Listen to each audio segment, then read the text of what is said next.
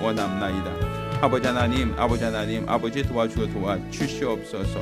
오직 우리 주 예수 이름을 나타내고 드러내기를 원합니다. 우리 주 앞에 붙들려 귀하게 쓰임받고 사용되어지기를 원합니다.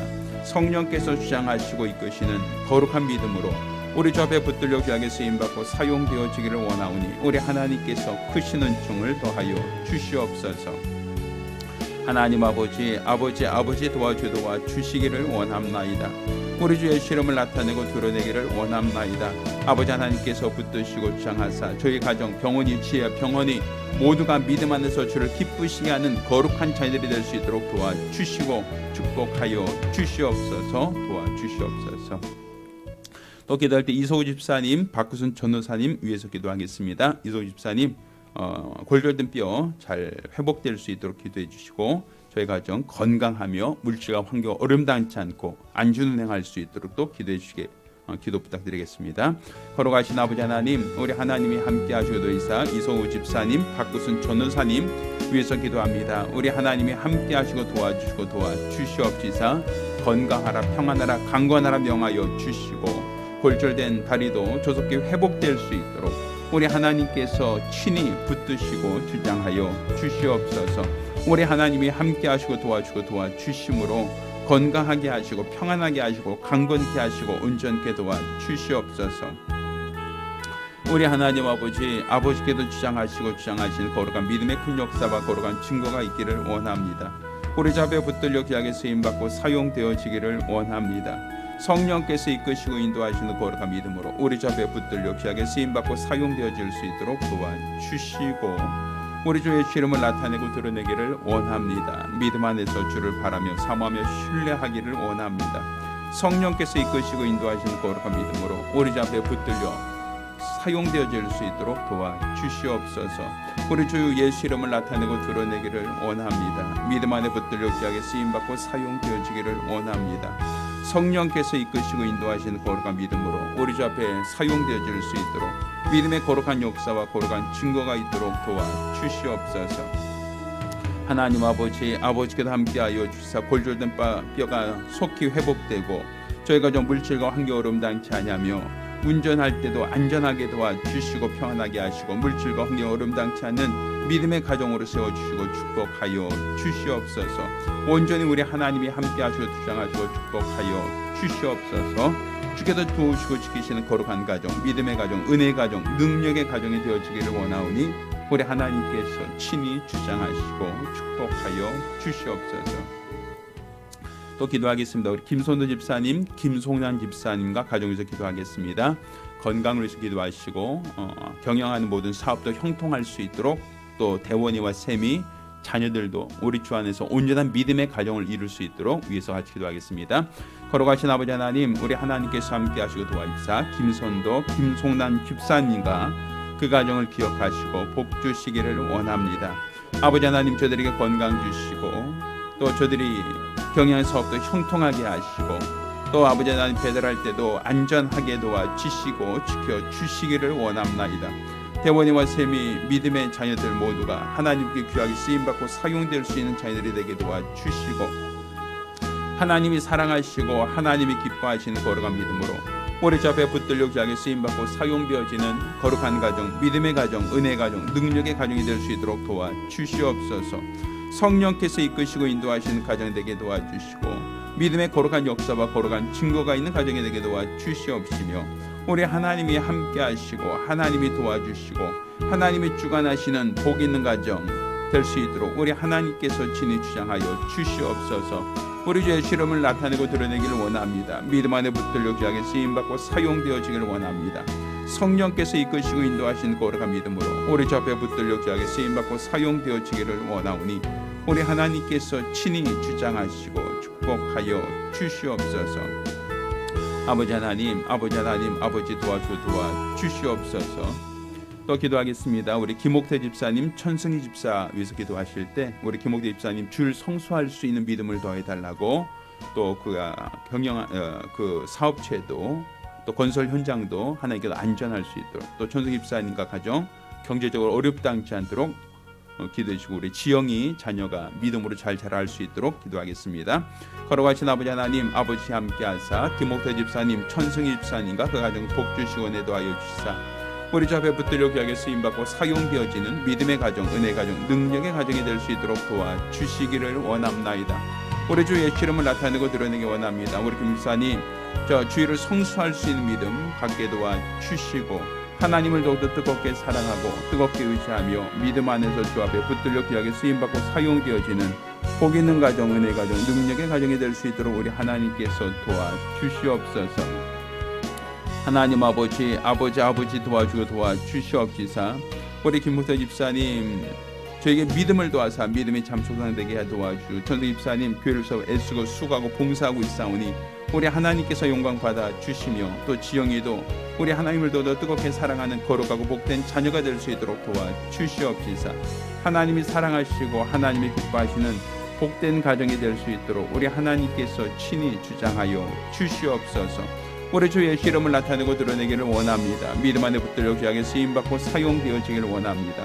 우리 하나님께서 저희 가정을 기억하시고 복 있는 가정으로 세워주시고 은혜의 가정, 능력의 가정이 될 수 있도록 도와주시고 축복하여 주시옵소서. 우리 하나님께서 함께 하시고 주장하심으로써 저희 가정을 더 영광 받아 주시고 하나님의 큰 은혜가 있는 가정이 될 수 있도록 우리 하나님께서 귀하게 사용하시는 가정이 될 수 있도록 도와주시옵소서. 기도할 때 우리 박정현 집사님 건강을 위해서 기도하시고 믿지 않는 자들 모두가 예수께 돌아올 수 있도록 우리 박정현 집사를 위해서 기도하겠습니다. 하나님 아버지 함께 하시도하이소. 우리 박정현 집사님 건강 주시기를 원합니다. 강건하고 평안하게 도와주시고 남은 인생 주를 위해서 믿음을 변치 않도록 믿음을 가질 수 있도록 기도해 주시고 또 아버지 하나님 함께 하심으로 저가 기도하고 있사오니 자녀들 모두가 예수께 돌아올 수 있도록 도와주시기를 원합니다. 예수 이름의 증거와 예수 이름의 능력과 권세가 있기를 원합나이다. 성령께서 이끄시고 인도하시는 거룩한 믿음으로 사용되어지기를 원합니다. 아버지 하나님께도 귀하게 사랑을 사용하시는 집사님 되게 하시고 믿음의 거룩한 역사와 거룩한 증거가 있는 가정이 될 수 있도록 우리 하나님께도 복 주시고 은혜도 하여 주시옵소서. 또 우리 기도할 때 우리 이병훈 박나나 가정에서 기도하겠습니다. 저희 가정 건강을 위해서 기도해 주시고 믿음의 조상 될 수 있도록 기도해 주시고 또 온전한 믿음으로 주 앞에 귀하게 쓰임받고 생될 수 있도록 경제적으로 어려움 당치 않도록 위해서 기도하겠습니다. 하나님 아버지 함께 하셔 도와주시옵시사. 우리 이병훈 박나나 성도와 가정 복 주시기 원합나이다. 저희 가정 우리 하나님께 귀하게 붙들려 귀하게 쓰임받고 사용될 수 있도록 도와주시기를 원합니다. 건강케 하시고 믿음의 조상 될 수 있도록 도와주시옵시며 우리 하나님이 함께 하시고 도와주고 도와주심으로써 저희 가정 물질로 환경으로 어려움 당치 아니하도록 우리 하나님이 지켜주시고 보호하여 주시옵소서. 우리 주를 나타내고 드러내기를 원합니다. 믿음 안에 붙들려 귀하게 쓰임받고 사용되어지기를 원합니다. 우리 주 예수 이름을 나타내고 드러내기를 원합니다. 아버지 앞에 붙들려 귀하게 쓰임받고 사용되어지는 복되고 거룩한 예수의 사람들이 될 수 있도록 도와주시고 능력의 일꾼들이 될 수 있도록 우리 하나님께서 친히 주장하여 주시옵소서. 아버지 하나님께서 사랑하고 사용하시는 복 있는 가정, 우리 하나님의 은혜 있는 가정, 능력이 있는 가정이 될 수 있도록 도와주시옵소서. 우리 주의 이름을 나타내고 드러내기를 원합니다. 아버지 도와주고 도와주시옵시사. 온전한 믿음과 마음과 열심으로 주 앞에 붙들려 귀하게 쓰임받고 사용되어질 수 있도록 우리 하나님께서 크시는 종과 능력과 공력과 권능으로 역사하여 주시옵소서. 도와주시옵소서. 또 같이 기도합니다. 우리 교회 다니다가 아직 이제 안 나오시는 우리 성도들이 있습니다. 어느 곳에 있든지 신앙생활 잘할 수 있도록 특별히 오늘 부활주일에 저들 가정 모두에게 부활의 참 소망이 있도록 위해서 같이 기도하겠습니다. 하나님 아버지 도와주여 도와주사. 우리 교회 잘 다니다가 이제 타교회로 가신 분 또 세상으로 가신 분들 많습니다. 우리 하나님 아버지 저들을 붙들어 주시고 주장하사 어느 곳에 있든지 우리 하나님께서 눈동자와 같이 감찰하여 주시고 주의 은혜와 주의 능력으로 품어주시고 은혜로 채워주시옵소서. 하나님이 사랑하고 사용하시는 거룩한 가정, 믿음의 가정, 은혜의 가정, 능력의 가정이 될 수 있도록 역사하여 주시기를 원합나이다. 우리 하나님께서 함께 하시는 하나님이 도와주고 도와주시는 거룩한 가정들이 될 수 있도록 도와주시고 우리 주의 이름을 나타내고 드러낼 수 있도록 도와주시옵소서. 아버지 하나님 도와주고 도와주시기를 원합나이다. 아버지께서 함께 하시는 아버지 도와주시는 거룩한 역사, 거룩한 증거가 있도록 우리 하나님께서 복 주시고 은혜도 하여 주시옵소서. 우리 주를 나타내고 드러내기를 원하오니 우리 하나님께서 친히 주장하시고 축복하여 주시옵소서. 아버지 도와주시옵소서.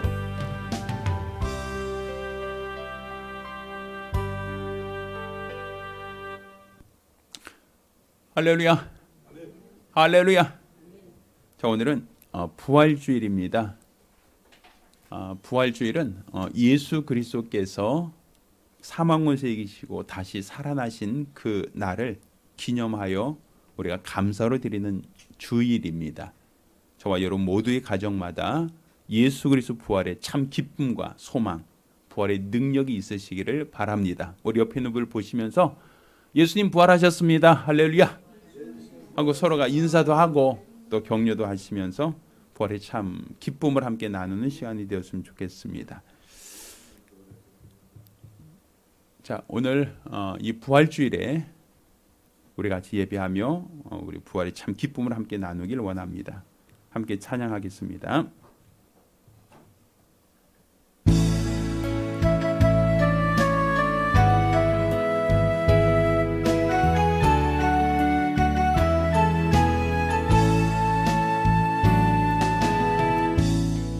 하늘의 문을 여소서 이곳을 주목하소서 주를 향한 노래가 꺼지지 않으니 하늘을 열고 보소서 이곳에 임재하소서 주님을 기다립니다. 기도의 향기가 하늘에 닿으니 주여 임재하여 주소서 이곳에 오셔서 이곳에 앉으소서 이곳에서 누리는 예배를 받으소서 주님의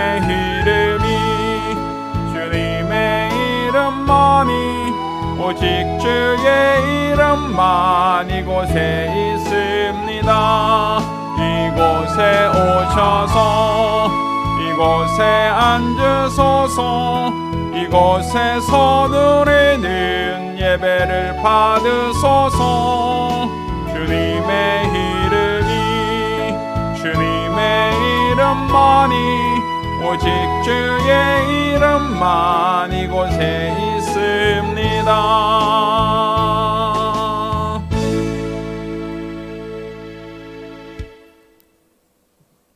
아버지 하나님, 우리에게 예수를 보내주시고 예수로 인하여 하나님의 큰 뜻과 큰 은혜를 이루게 하심을 감사드립니다.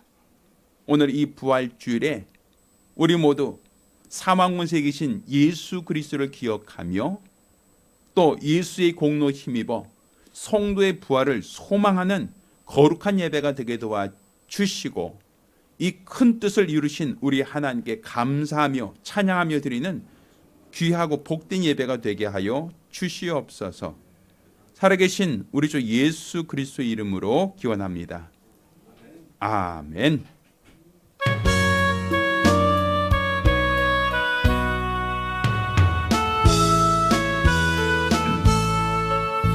다시 사신 구세주 나 항상 섬기네 온 세상 조롱에도 주 정령 사셨네 그 은혜로운 손길 부드러운 음성 내 평생 주님 함께 늘 계시네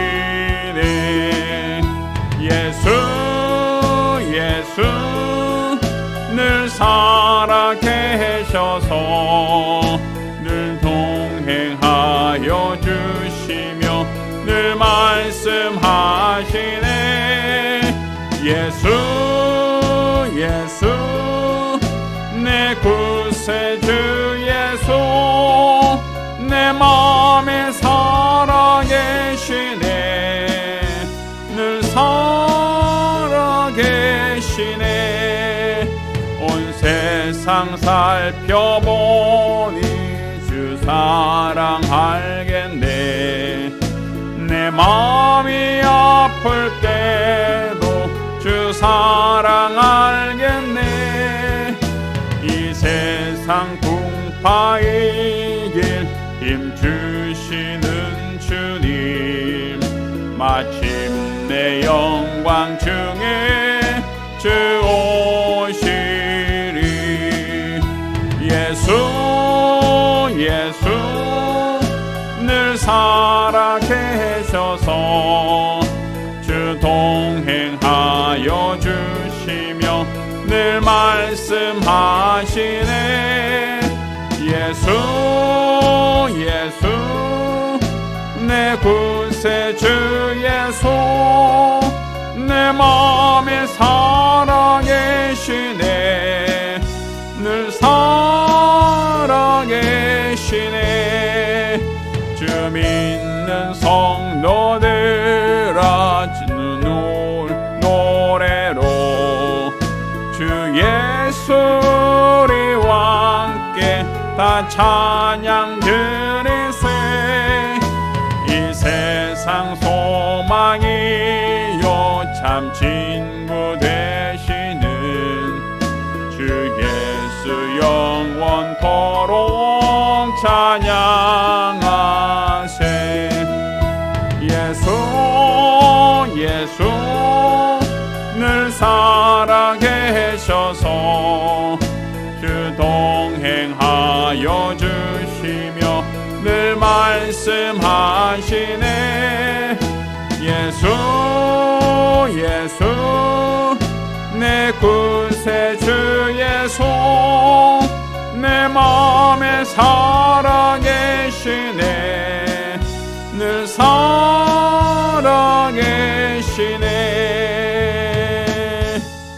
아멘.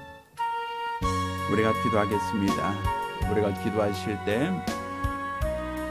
또 지난 한 주간 우리가 주 앞에 범죄한 것, 주님 보실 때 가증했던 우리 모든 게으름과 나태함을 자복하며 한 목소리로 참여 기도합니다. 은혜로우신 아버지 하나님, 우리 하나님께서 오늘 이 시간 우리를 사랑하시고 우리를 불러주신 그네와 사랑을 참으로 감사드립니다. 오늘 우리가 우리 주의 은혜와 주의 사랑 안에 거하게 하시고 말씀 안에서 주를 바라며 사모하며 신뢰할 수 있도록 우리 하나님께서 친히 주장하시고 축복하여 주시기를 원합나이다. 아버지 하나님 아버지 도와주시옵소서. 우리 주를 나타내고 드러내기를 원합니다. 믿음 안에서 주를 바라며 사모하며 신뢰하기를 원합니다. 성령께서 이끄시고 인도하시는 거룩한 믿음으로 우리 주 앞에 붙들려 귀하게 쓰임받고 사용되어질 수 있도록 성령께서 이끄시고 인도하시는 거룩한 믿음으로 우리 주 앞에 붙들려 귀하게 쓰임받고 사용되어질 수 있도록 우리 하나님 아버지 도와주시고 도와주시옵소서. 우리에게 믿음을 더하시고 은혜를 더하시고 능력을 더하여 주시기를 원합나이다.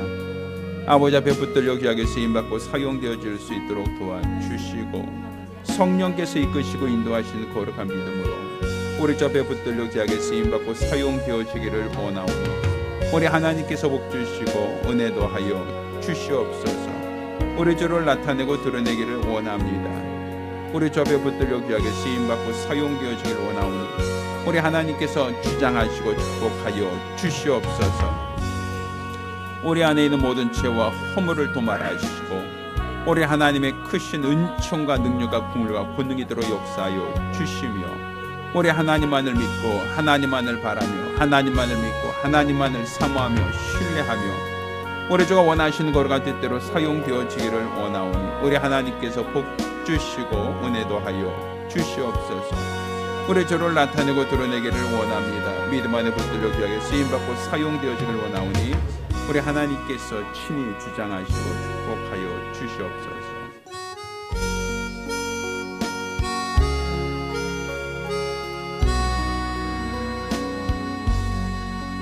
모든 영광을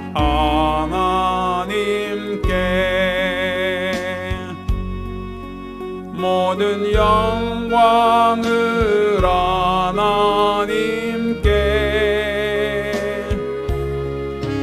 온 마음과 뜻 다해 주 사모합니다. 모든 영광을 하나님께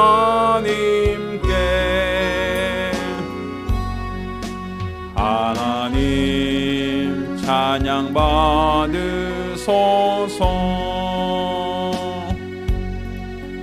하나님 찬양 받으소서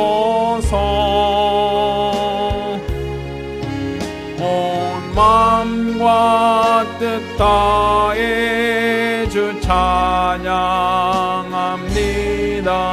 하나님 찬양 받으소서.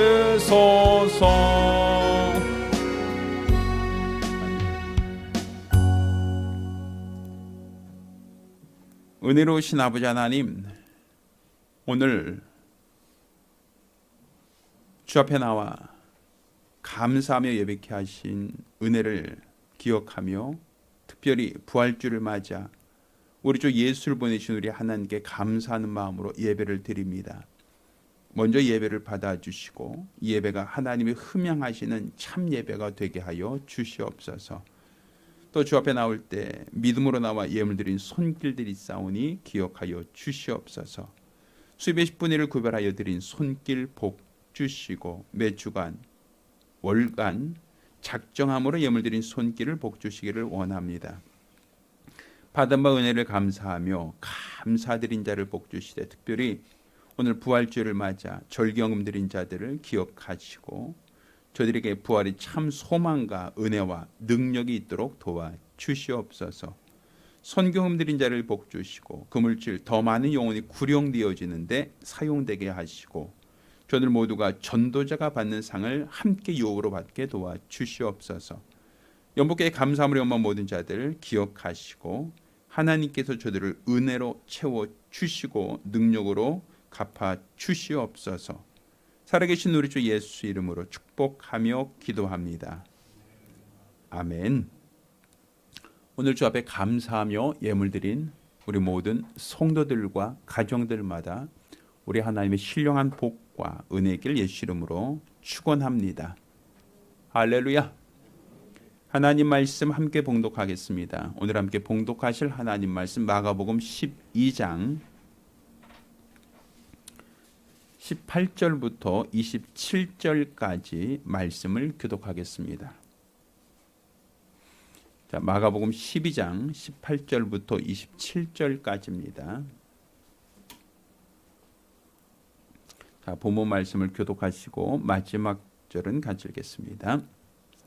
부활이 없다는 사두개인들이 예수께 와서 물어 가로되 선생님이여 모세가 우리에게 써주기를 사람이 형이 자식이 없이 아내를 두고 죽거든 그 동생이 그 아내를 취하여 형을 위하여 후사를 세울지니라 하였나이다.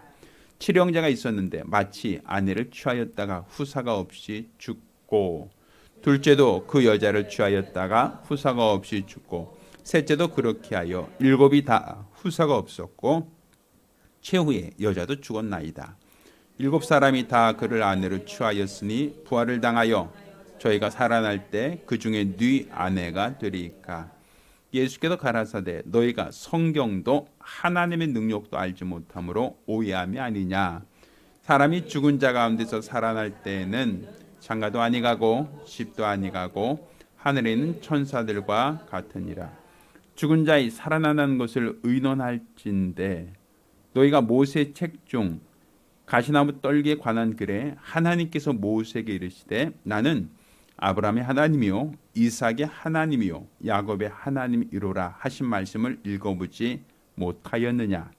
하나님은 죽은 자의 하나님이 아니요 산 자의 하나님이시니라. 너희가 크게 오해하였도다 하시니라.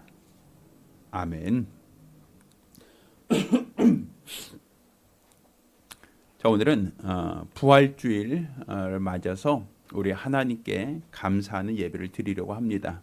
특별히 금년도 범사에 감사하는 성도가 되자라는 슬로건의 14번째 시간으로 부활의 증거 보여주심을 감사하자라는 제목으로 하나님 말씀을 함께 나누겠습니다. 자, 성경은 또 예수님께서는 부활이 없다라고 생각하고 주장하는 사두개인들 앞에서 그들의 말을 동의하지 않고 부활이 있다라는 것을 확실히 말씀하여 주셨습니다. 그것은 예수님이 개인적인 주장이 아니라 성경 전체에 흐르는 부활에 대한 확실한 말씀입니다. 사실 이 세상에서 부활이 있다라고 인정하는 것은 교회, 신앙인들 외에는 없습니다. 정상적인 사고, 정상적인 생각, 정상적인 어떤 상식을 갖고 있는 사람들은 부활에 대해서 그냥 그거는 기독교가 주장하는 교리라고 생각하지 자기들은 과학적이다라고 생각하지 않습니다.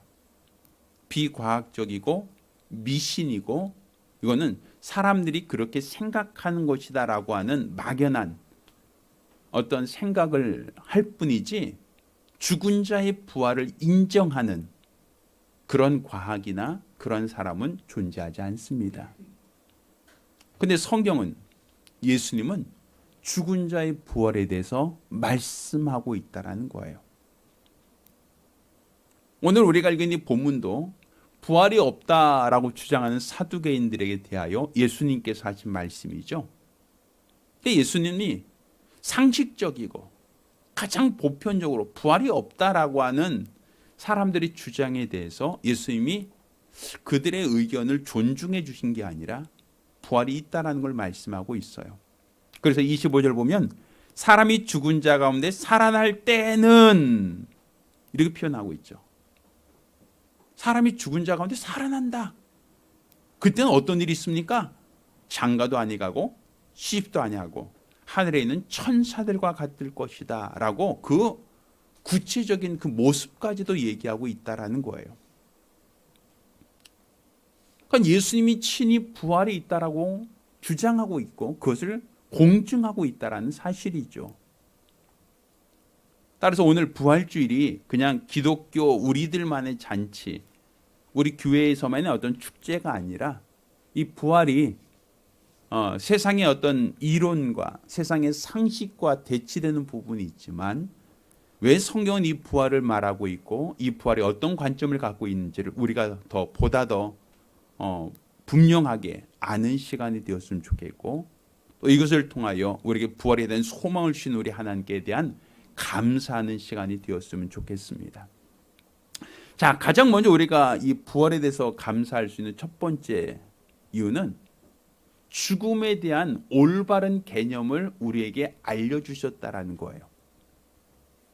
사실 죽음을 올바른 이해, 왜? 부활을 말하기 위해서는 죽음을 먼저 얘기할 수밖에 없어요.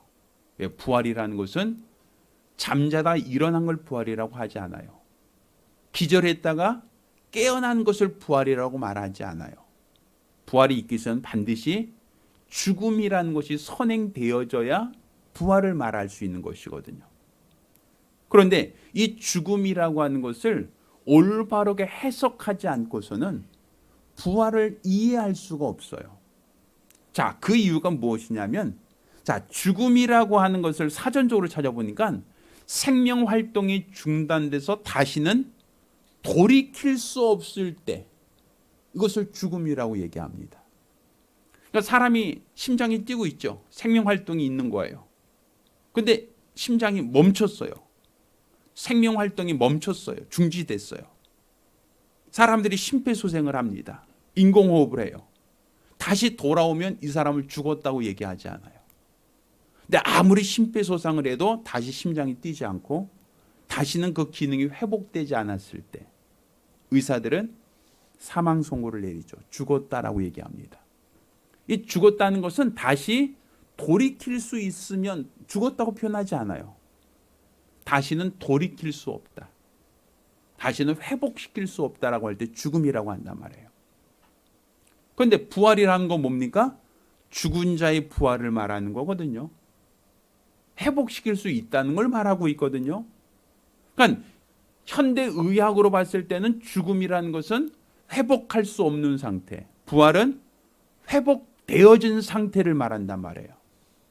이 두 가지가 마치 우리 중국 초나라 때 어떤 무기를 파는 사람이 창과 방패를 팔았는데 이 창은 너무나도 좋아서 어떤 방패든지 다 꿰뚫을 수 있습니다 라고 창을 자랑을 해요. 반대로 방패를 들고 또 방패를 선전합니다. 이 방패는 어떤 공격도 다 막아낼 수 있는 아주 좋은 방패입니다 라고 사람들에게 얘기를 하죠. 창은 어떤 방패도 뚫을 수 있고 이 방패는 어떤 창도 막을 수 있습니다 라고 하면 이 두 가지 중에 만약 그 창으로 이 방패를 찌르면 어떻게 됩니까? 라고 물어보죠. 그걸 우리는 모순이라고 얘기를 해요. 앞뒤가 안 맞는다는 거죠.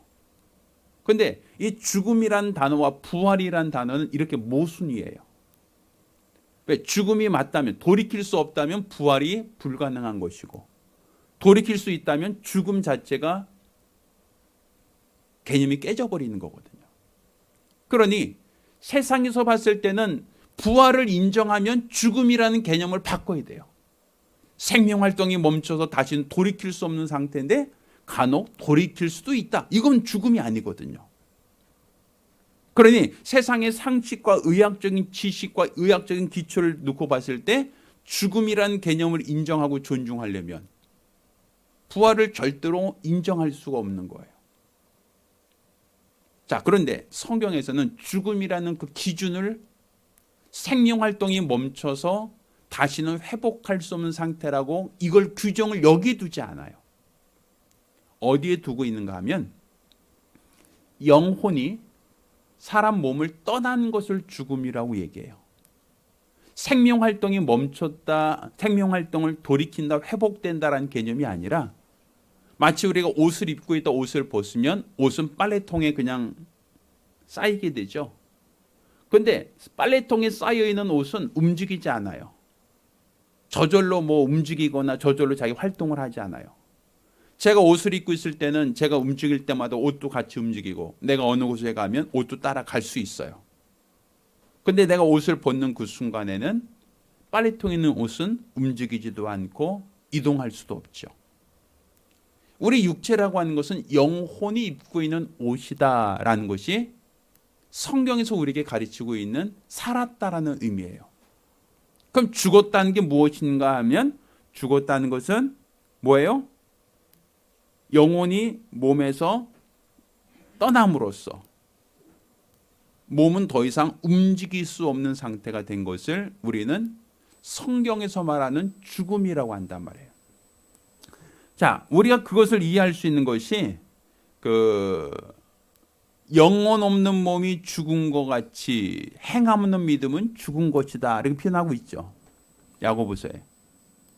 야고보서에 물론 그것은 믿음에 대한 얘기를 하는 거예요. 행함과 믿음의 얘기를 하려고 하는 것이지만 그 비유적 표현을 어디서 쓰고 있느냐 하면 영혼 없는 몸이 죽었다라고 표현하고 있단 말이에요. 그러니까 이 죽음의 의미를 뭐라고 표현하고 있다고요? 영혼이 그 몸에서 떠나는 것을 죽음이라고 하거든요. 야고보서 2장 26절에 한번 찾아보세요. 그러니까 사실 어떻게 본다면 사람이 살았냐 죽었냐라는 그 기준 자체가 호흡이 멈춰서 생명활동이 중단된 거야. 다시는 돌이킬 수 없대. 이 기준이 아니라 영혼이 떠난 몸이 죽은 것처럼 영혼이 몸을 떠나면 죽은 것이래 라고 되어 있단 말이에요.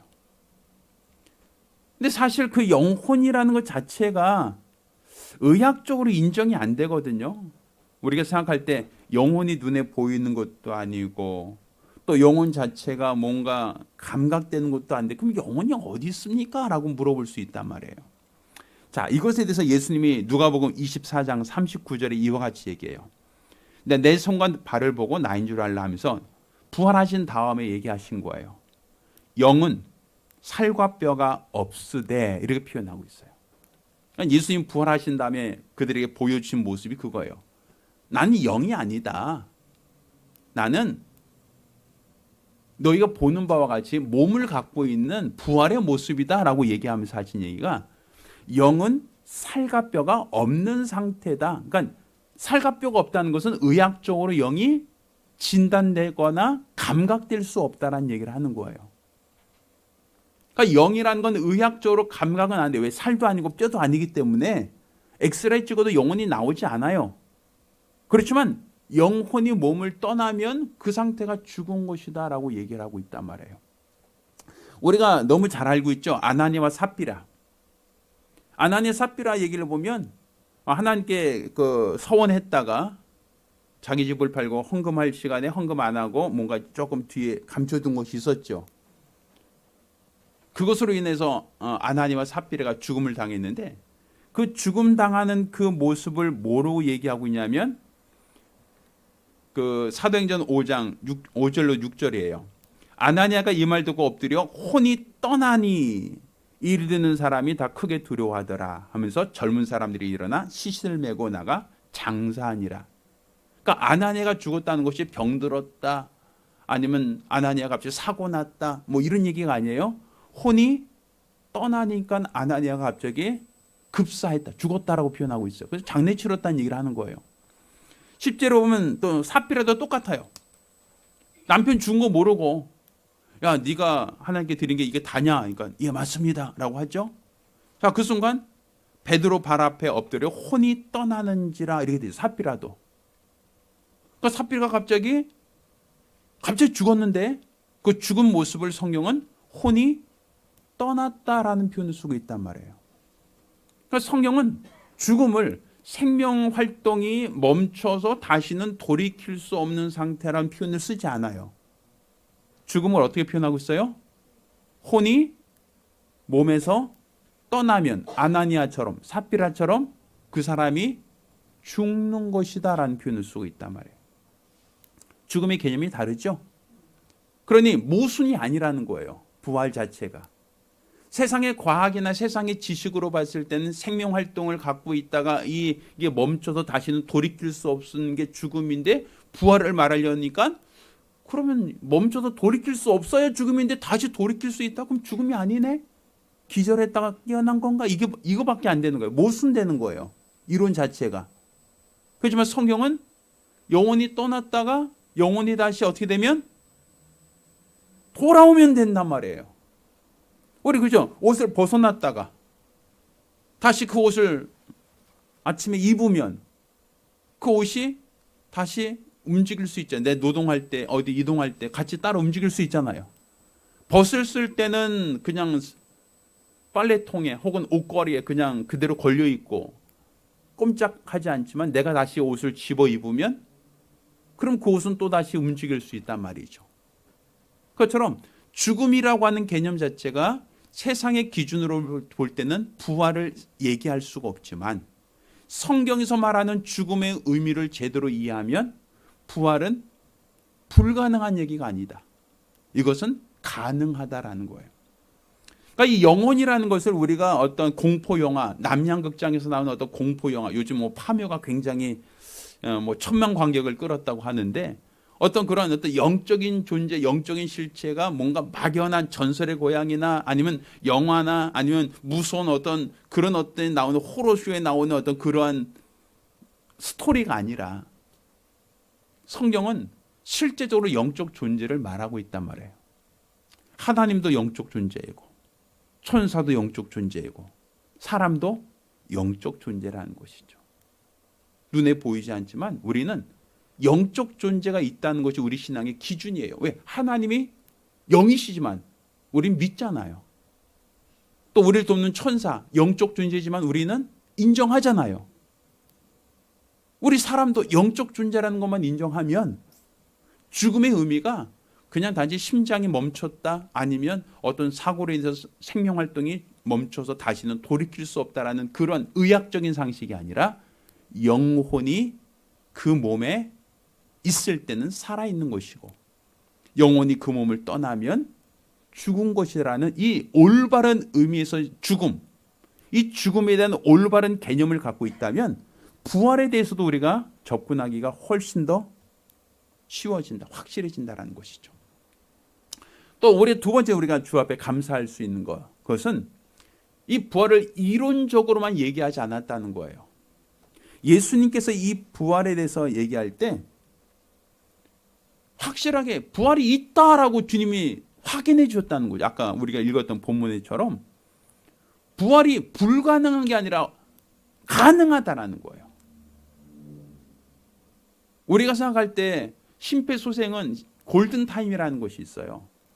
그냥 멈췄을 때 돌이킬 수 있는 것도 그 시간이 정해져 있어요. 세포가 완전 죽으면 더 이상 안 되니까 죽기 전에 어떻게든지 간에 심폐소생을 해야만 된대요. 그러면 간혹 살아날 수 있대요. 물에 빠진 사람도 심폐소생 잘하면 살아날 수 있대요. 이게 세상에서 말하는 방법이죠. 그렇지만 성경은 예수님께서 오늘 아까 우리 읽은 이 본문에서 사도계인들한테 글쎄 부활이 좀 어렵지 않을까? 부활? 글쎄 그건 이론적으로 좀 어렵고 불가능한 일이야 라고 하지 않고 확실하게 부활이 있다는 걸 예수님이 보증하셨다는 거예요. 공증하셨다는 거예요. 세상에서 어떤 의사가요, 부활 확실히 있습니다. 여러분, 죽었다 살아난 일은 허구가 아닙니다. 사실입니다. 이렇게 말할 수 있는 의사가 있을까요? 세상 어떤 학자가 부활이요? 글쎄 생각해보면 있을 것 같기도 하고 아닐 것 같기도 한데 이렇게 얘기하는 세상 학자 없어요. 근데 예수님께서는 부활에 대해서 확실하게 있다는 거예요. 죽은 자의 부활에 대해서 그분은 그냥 가능성을 말하는 게 아니에요. 확률을 말하는 게 아니에요. 있다는 거예요. 그러니까 지금 우리가 생각할 때 이 부활이라는 것이 세상에서 말하는 확률적인 가능성을 말하는 게 아니에요. 예수님께서 말씀하신 이 부활은 확실히 실현 가능하다라는 걸 얘기하고 있고 확실히 존재하는 것이다라는 걸 얘기하고 있어요. 그래서 성경은 부활의 기초에서 기록되고 있다는 거죠. 바울이 자기에게 유익한 모든 것을 다 배설물처럼 버리겠다라고 얘기하는 것은 부활의 표대를 향하여 달리고 있기 때문이다라고 얘기하지 않아요? 성경에서 얘기합니다. 만약 그리스도인에게 부활이 없다면 이 땅에서 수고하는 것도 없을 것이고 우리가 믿는 것도 없을 것이고 그리스도를 위해서 희생하는 것도 없을 것이고 이렇게 예배드리는 것이나 헌금하는 것이나 봉사하는 것이나 그 어떤 것도 다 헛되다라고밖에 말할 수 없어요. 왜? 부활이 없다면 내게 있는 시간 나를 위해 써야죠. 내게 있는 물질 나를 위해 써야죠. 내게 있는 재능 나를 위해서 써야죠. 그게 중요하지 않아요? 이 주말 잠깐 쉬고 잠깐 쉴 수 있는 이 시간 나를 위해서 사용하고 가족을 위해 사용하는 게 더 유익하지 않아요? 근데 이 주일날 예배 드리냐고 물질을 드리느냐고 봉사하느냐고 쉬지 못하고 우리는 또 다른 노동을 하고 있단 말이에요. 부활이 없다면 이 모든 것이 다 헛된 것이고 부활이 없다면 이 모든 것들이 다 가장 어리석은 사람들 중에 하나가 될 수밖에 없을 거예요. 근데 우리가 봉사하는 것이나 또 물질을 헌금하는 것이나 아니면 우리가 주에서 충성하는 것이나 그리스도 때문에 욕을 먹고 핍박받는 것이나 이 모든 것이 다 감사한 이유는 뭐가 있기 때문에? 부활이 있다는 것 때문에. 우리가 아직 죽어보지 않았는데 부활이 있다는 걸 어떻게 알 수 있어요? 예수님이 자신의 이름 걸고 확실하게 부활을 보증해 주셨다는 거예요. 부활이 없다고 주장하고 있는 사도계인들에게 글쎄 너희들 말 들어보니까 글쎄 그것도 그런 것 같다. 한번 좀 나도 생각해 봐야겠다. 이런 얘기 아니었죠? 부활이 없다는 사도계인들에게 예수님은 너희가 오해한 것이다. 하나님의 능력을 몰라서 너희가 오해한 것이다. 죽은 자가 살아난다는 것은 이런 것이다 라고 얘기하고 있지 않아요? 그러니까 여러분이 예수의 말씀을 믿는다면 부활이 가상의 어떤 상상력이 있는 것이 아니라 실제적으로 있는 것. 예수님이 보증하시고 확실하게 말씀하신 거라는 이 확실한 믿음이 있어야 됩니다. 이게 바로 우리 신앙의 가장 기본적인 기초가 되고 우리 믿음의 표대가 될 수 있기 때문입니다. 또 우리가 세 번째 감사한 것은 예수님이 이렇게 말씀만으로 주장하신 게 아니라 죽은 자가 살아난다는 것을 사례를 통해서 예수님은 친히 보여주셨다는 거예요. 죽음에서 살아난다는 것이 불가능한 것이 아니라 실제적인 사례로 보여주신 것이 누가복음 7장 12절로 15절까지 나인성 과부의 아들이 죽었을 때 예수님이 상여를 메고 묘로 가고 있는, 그러니까 이미 죽었으니까 사람들이 죽었다는 걸 확인하고 상여 메고 이제 무덤으로 가고 있는 그 상여를 예수님이 세웁니다. 관을 세워요. 그리고 그 아이를 살려줬어요.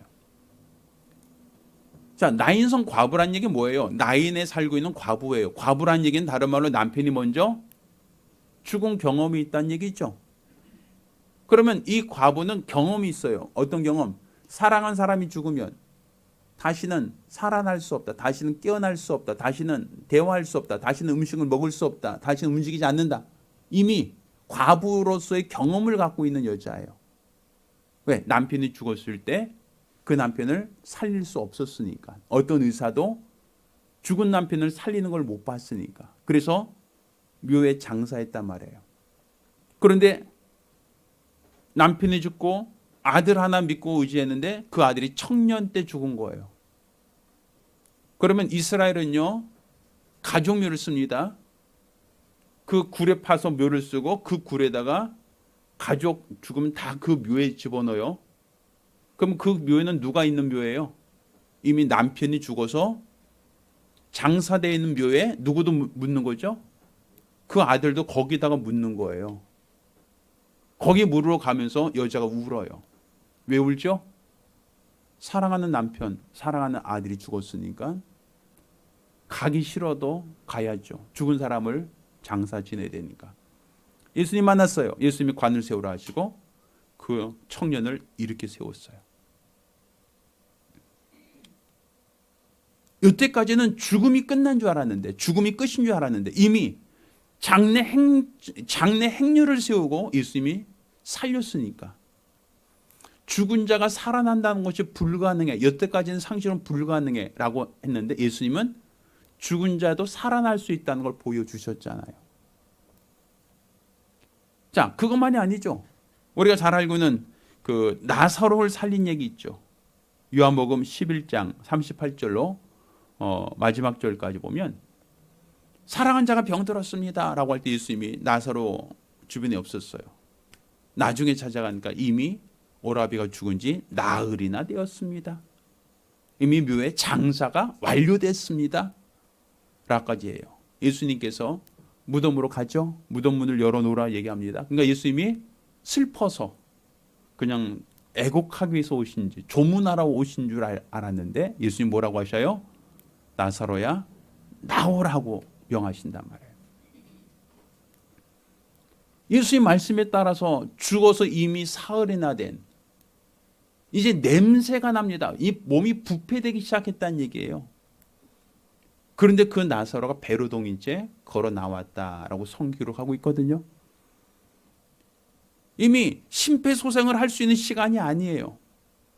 골든타임 다 지났어요. 더 이상 회복할 수 없는, 완전히 죽어서 장사돼서 더 이상 소생할 가능성이 없는 사람이에요. 그런데 그 나사로를 예수님이 살리셨어요. 자, 만약에 이것이 허구다라고 한다면 예수를 십자가에 못 박아 죽이자라고 할 때 예수를 고발한 사람들이 수가성에서 그 과부 아들 살렸다는 거 그거 거짓입니다. 나사로 살렸다고 자기들이 주장하고 다니는데 내가 그 옆에 있었어요. 말도 안 되는 소리 하지 마세요. 이거 부정하지 않았겠어요? 어떻게든지 예수를 십자가에 못 박아 죽이려고 하고 저가 행한 능력을 과소평가시키려고 하는 사람들 앞에 그들이 얼마나 물어뜯기 좋은 주제입니까? 근데 예수를 죽이자고 할 때 어떤 사람이 주장해도 수가성 과부의 아들을 살렸다는 것을 허구다라는 주장이 없어요. 나사로를 살렸다는 것에 대하여 그들이 거짓이다라고 하는 주장이 하나도 없어요. 왜? 실제 살아있으니까. 그들이 옆에 살아서 지금 숨쉬고 대화하고 있으니까. 부정할래야 부정할 수가 없는 증거물 아닙니까? 죽었다는 것은 생명활동이 멈췄다는 거예요. 다시는 돌이킬 수 없는 상태라는 걸 말해요. 그런데 수가성 아들이나 과부의 아들이나 나사로는 실제로 살아서 그들 옆에서 대화도 하고 음식도 같이 먹고 살아서 활동한단 말이에요. 자, 죽음이 끝이다 라고 여기는 사람들에게 예수님 뭘 보여주셨어요? 영혼이 다시 돌아오면 살아난다 라는 걸 보여주셨죠. 그러니까 개념, 의학적인 개념으로는 불가능해요. 그렇지만 하나님, 생명의 주인 하나님이 원하시면 가능하다라는 거죠. 저는 그나마 그래도 몸뚱아리라도 있으니까, 살아서 썩었다 할지라도 몸뚱아리도 있으니까 가능하겠지라고 생각했어요. 근데 에스겔서 37장 1절로 14절까지 보면 에스겔 골짜기에 마른 뼈들이 있었어요. 마른 뼈들이에요. 다 썩었어요. 송장도 이제 지나가고 이제 백골 상태. 근데 하나님이 명하시니까 그 백골에 신경이 돋고 살이 채워지고 다시 생명이 보존돼서 군대가 살아났다는 기록이 남아 있어요. 내가 불가능한, 인간의 과학과 인간의 기술과 인간의 능력이 부족한 것이지 하나님이 원하시면 마른 뼈조차도 다시 군대가 되게 할 수 있는 게 하나님의 능력이라는 거예요. 우리 인간의 과학과 우리 인간의 기술과 우리 인간의 의술에 한계가 있는 것이지 사람을 만드신 하나님께 대해서 그분에게 불가능이란 건 존재하지 않는다는 것이죠. 그러니 성경에는 죽은 자가 살아난다라고 하는 얘기가 기록들이 되어 있는데 이것이 사람들이 허구로 기록된 글이 아니라 실제 그들이 목격했던, 자기들이 본 앞에서 죽은 자가 살아나는 것을 목격한 이야기들이라는 것이죠. 우리 교통사고 났을 때 증인 2명, 3명만 있으면요, 법원에서 그 증인들의 얘기를 듣고 판결이 바뀝니다. 가해자, 피해자가 정확하게 구분됩니다. 근데 나사로가 살아났을 때, 수가성 과부의 아들이 살아났을 때 그걸 목격한 사람 한두 명이었겠어요? 장례를 치룬 그 행렬들, 그 수많은 사람들 못 봤겠습니까? 동네 사람들 못 봤겠어요? 가족들은 못 봤겠냐고요. 그럼 증인들 한두 명의 증인으로도 가해자와 피해자가 구분되는데 이 목격한 사람만 수십 명 될 거란 말이죠. 그들이 주장에 대해서는 왜 우리가 설마라고 부정하느냐는 거예요. 그러니까 예수님은 본인이 살아계실 때 이렇게 죽은 자가 살아난다는 것이 불가능한 것이 아니라 영혼이 다시 돌아오면 살아날 수 있다. 전능자의 능력이라면 가능하다라는 걸 우리에게 보여주셨다는 거예요. 이것을 인간의 능력이 부족하고 인간의 능력이 없다라는 것으로 이해해야지 하나님께도 불가능하다라고 생각하면 안 된다라는 거죠. 마지막으로 우리가 부활절에 감사할 수 있는 마지막 감사는 이것이 위인전기처럼 어떤 특정한 대상, 특정한 사람들에게만 이루어진 어떤 과거 옛날 얘기가 아니라 바로 우리에게 대한 해당되는 얘기가 될 수 있기 때문에 그래요. 또 우리에게 해당되는 이 부활은 부활의 첫 열매 되신 예수님처럼 성도의 부활에 대한 소망이 우리에게 있다는 것. 이것이 우리가 감사할 수 있는 부활에 대한 감사의 이유가 된다라고 볼 수 있어요. 자, 예수님이 살렸던 그 수가성 그 과부의 아들 나사로 살렸죠? 그럼 지금도 그들이 살아 있습니까? 아니죠. 그들이 살아났다는 것은요, 죽었다 살아났다는 건 보여줬지만 그들 역시도 죽었어요. 또다시. 육체는 시한적이니까 70이요 강건은 80이라고 했으니 그 과부의 딸도 그 과부의 아들도 살아났지만 또 다시 죽을 수 있고 나사로도 살아났지만 또 다시 어떨 수 있어요? 죽을 수 있단 말이에요. 그런데 예수님께서 부활하신 이 부활은 완전한 부활이에요. 다시는 죽음이 없는 부활이란 말이에요. 자, 그럼 예수님 먼저 죽으셨는가 한번 봅시다. 마태복음 27장 50절이에요. 자, 마태복음 27장 50절.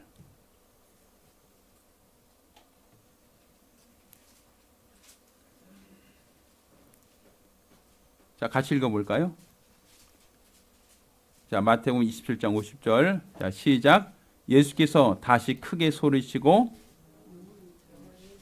영혼이 떠나시다. 예수님도 성경에는 죽었다라고 표현할 때 예수님이 호흡이 멈췄다, 피를 너무 많이 흘려서 생명 활동을 더 이상 못하게 되고 다시는 돌이킬 수 없는 상태가 됐다, 이런 표현을 쓰지 않아요. 뭐라고 돼 있어요? 예수님이 십자가를 죽으셨을 때 그 표현을 어떻게 쓰고 있어요? 영혼이 떠나셨다라고 돼 있단 말이에요. 그 예수의 죽음에 대한 성경적 표현이에요. 아까 그랬죠? 성경에서는 죽음을 뭐라고 한다고요? 영혼이 떠난 것을 죽음이라고 하죠. 그럼 다시 살아난다는 건 뭐예요? 영혼이, 자, 한번 볼까요? 자, 누가복음 8장 54절 55절. 누가복음 8장 54절 55절.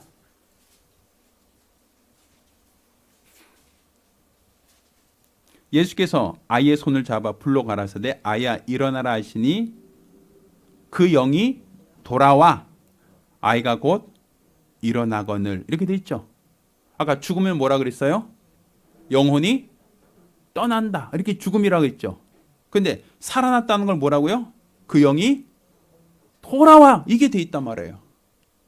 영이 돌아오면 살아난다는 거예요. 영이 떠나면 죽음이라는 거고, 영이 돌아오면 살아난다는 거. 성경 그렇게 표현하고 있잖아요. 그러니까 죽음의 의미가 뭐 사람이 심장 멈췄어요, 뭐 호흡이 생명 활동이 멈춰서 다시는 돌이킬 수 없는 상태예요, 이런 어떤 의학적인 얘기가 아니에요. 영혼이 떠나면 죽은 것이고 영혼이 돌아오면 살아난 것이다, 구분하고 있죠. 그럼 예수님 부활했다는 건 뭐예요?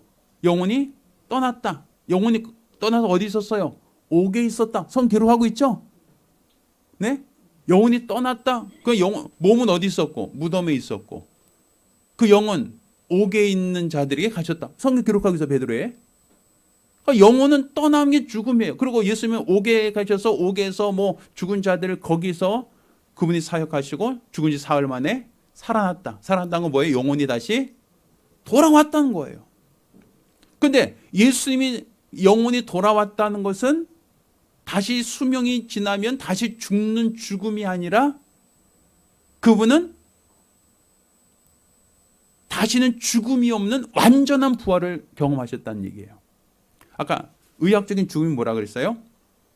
생명 활동이 멈춰서 다시는 돌이킬 수 없는 상태를 죽음이라고 했죠. 그럼 부활이라는 개념은 영이 다시 돌아왔다는 개념이 아니라요, 다시는 죽을 수 없는 상태를 완전한 부활이라고 얘기하는 거예요. 그러니까 생명 활동이 멈춰서 다시는 돌이킬 수 없는 상태를 의학적 죽음이라고 한다면 성경에서 말하는 완전한 부활은 뭐예요? 영혼이 다시는 죽지 않는 상태, 다시는 떠날 수 없는 상태가 다시 완전한 생명이 되는 거죠. 사망과 정반대되는. 그래서 예수를 부활의 첫 열매라고 하는 것은 예수보다 먼저 살아난 사람이 있어요. 뭐 아까 그 과부의 아들이든 아니면 나사로든 먼저 살아난 사람이 있죠. 근데 그들을 부활의 첫 열매라고 말하진 않아요. 그 이유는 바로 어떤 사례 때문에 다시 죽으니까. 그들은 육체가 살아났지만 다시는 죽었으니까. 그러니까 좀 예수님은 어때요? 다시는 죽을 수 없는 몸으로 살아났다는 거예요. 자, 다시는 죽을 수 없는 몸으로 살아났다는 것은 그분이 부활의 첫 번째 열매가 됐고, 이제 예수 그리스도를 믿는 자들에게는 어떤 부활을 약속하시는 거예요? 너희 수명을 좀 연장시켜 줄게 라고 하는 차원의 부활이 아니라 우리 역시도 사망을 이기는 부활, 다시는 죽음을 경험하지 못하는 부활, 이 부활을 성경에 나오는 몇몇 사람들 아니면 예수님 혼자만이 아니라 이제 믿는 모든 사람들에게 주신 약속이 된다는 거예요. 저와 여러분 모두에게도 이 부활에 대한 약속이 있다는 것이죠. 그러니까 성경은 그냥 죽으면 끝난다가 아니에요. 다시 영원한 부활을 경험할 것이다라는 거죠. 자, 마지막으로 성경책 한 장 더 보겠게요. 데살로니가전서 4장 데살로니가 전서 4장 15절부터 17절까지 말씀을 보겠습니다. 데살로니가 전서 4장 15절로 17절. 우리가 주의 말씀으로 이것을 말하노니 주 강림하실 때까지 우리 살아남아 있는 자도 자는 자보다 결단코 앞서지 못하리라. 자는 자는 죽은 자를 말하는 거예요. 자, 주께서 호령과 천사장의 소리와 하나님의 나팔로 친히 하늘을 쫓아 강림하시리니 그리스도 안에서 어떤 사람들? 죽은 자들이 먼저 일어나고 그 후에 우리 살아남은 자도 저와 함께 구름 속으로 끌어올려 공중에서 주를 영접하게 하시리니 그리하여 우리가 항상 주와 함께 있으리라. 죽은 자들이 먼저 일어난다라고 되어 있어요. 죽었다가 끝이 아니죠. 여기서 말하는 죽은 자들이라는 건 뭐예요? 예수 그리스도 안에서 죽은 자들을 표현하고 있어요. 그냥 모든 죽은 자가 아니라 그리스도 안에서 죽은 자들은 먼저 일어난다는 거예요. 모든 사람이 죽었다가 모두 다 부활해서 모두가 다 하늘나라 간다. 이거 아니에요. 그리스도 안에서 죽은 자, 예수 안에서 죽은 자만이 예수님께서 그를 다시 살리시고 공중에서 주를 영접한다, 맞이한다라는 것이죠. 그때는 육체 안으로 영혼에 다시 들어가서 그 육체가 다시 수명이 연장되는 나사로 같은 그러한 부활이 아니라 예수님처럼 신령한 몸을 입은 부활, 다시는 썩지 않는 부활을 경험한다는 거예요. 그러니까 우리가 오늘 부활주일을 감사할 수밖에 없는 이유는 예수님 혼자 살아나셔도 감사한 게 아니라 이제 그분이 우리에게 부활의 소망이 되신 거예요. 그러니까 바울이 내게 유익한 모든 것을 배설물처럼 버리고 내가 부활의 표대량을 달리겠다라는 그 이유가 무엇입니까? 왜? 육체에는 하늘나라를 유업으로 받을 수 없으니까. 내 육체를 위하여 유익한 모든 것을 나는 다 버릴 수 있다. 나는 무엇을 소망하니까? 그리스도 안에서 발견되려 함이라 그리스도와 같은 부활을 우리가 소망하기 때문이다라는 것이죠. 이 소망이 있다면 우리 신앙생활하는 것이 아깝지 않아요. 하나님께 물질 드려도 아깝지 않고요. 시간 드려도 내가 주 앞에 봉사해도 이것은 결코 쓸데없는데 허비하고 낭비되는 것들이 아니라 우리가 하늘나라에서 주님 앞에 상 받을 것에 대한 소망이 있기 때문에 부활의 몸으로 주님 앞에서 상 받는 소망이 있기 때문에 이 모든 것이 다 가능하다라는 것이죠. 저는 이 부활주일이 여러분에게 그냥 하나의 교회 절기, 교회 어떤 행사로서만이 아니라 예수님께서 죽음의 의미와 부활의 의미를 다시금 우리에게 보여주시고 친히 그분의 공생을 통해서 보여주시고 자신의 몸을 통해서도 친히 보여주셨잖아요. 그러니 저는 여러분이 부활이 그냥 의학적으로 비상식적인 말 안 되는 어떤 그런 주장이 아니라 실제로 죽음의 의미를 제대로 한다면 부활에 전혀 비상식적인 얘기가 아니라 이거는 전능자의 능력이 임하면 등이 가능하다는 것, 불가능하지 않다는 것, 그걸 좀 믿으시길 예수 이름으로 축원합니다. 여러분에게 이 부활의 소망이 있다면 우리가 매일매일 감사해도 부족하지 않아요. 여러분이 신앙생활하며 애쓰고 수고하는 것이 헛되지 않습니다. 저와 여러분 모두가 이 부활의 소망, 이 부활의 기쁨이 충만하시기를 예수 이름으로 축원합니다.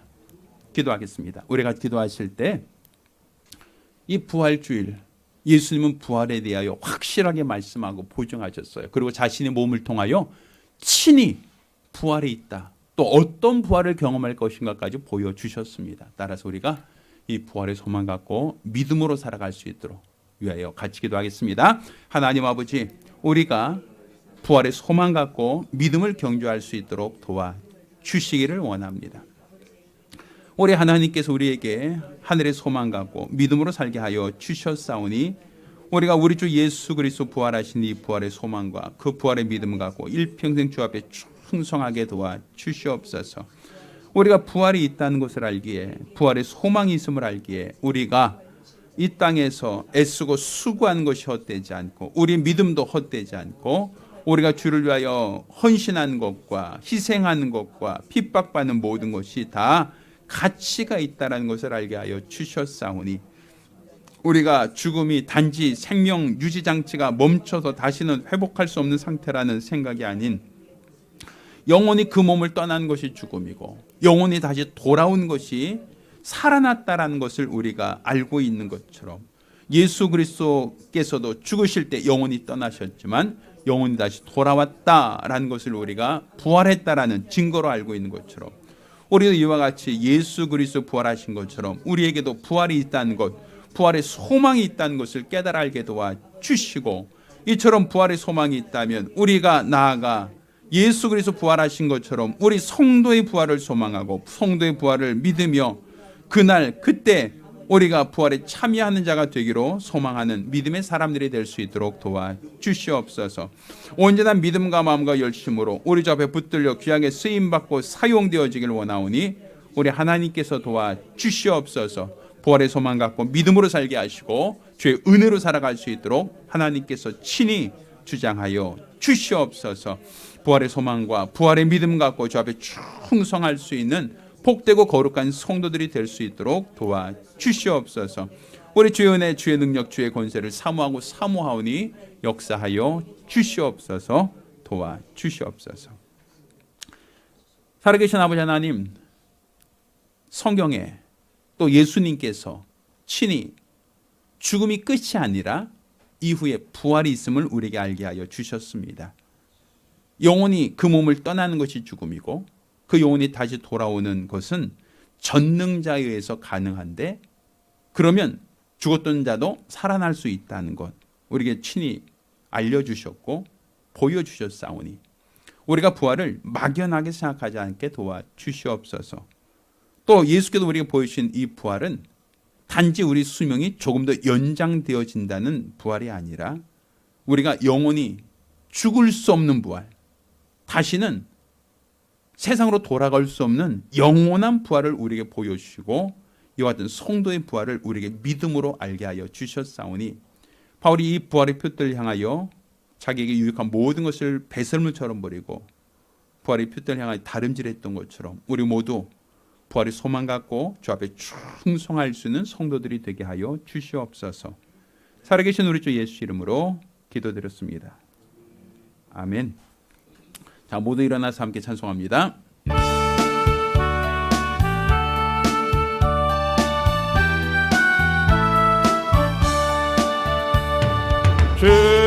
주님께 영광 다시 사신 주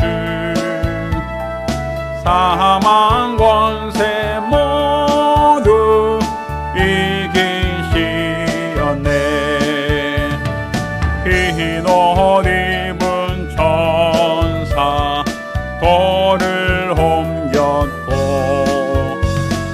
누셨던 곳은 비어 있었네. 주님께 영광 다시 사신 주 사망 권세 모두 이기시었네. 부활의 주님 나타나시사 두려움과 의심 지셨네. 주의 교회 기뻐 찬송하여라. 다시 사신 주님 죽음 이겼네.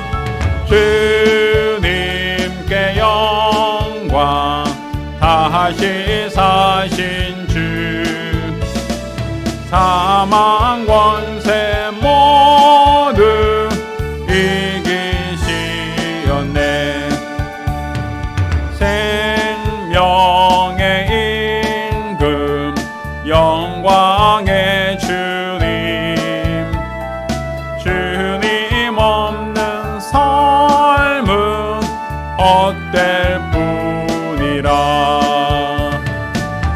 그의 사랑으로 세상 이기고 요단 건너 번향하게 앞서서 주님께 영광 다시 사신 주 사망 권세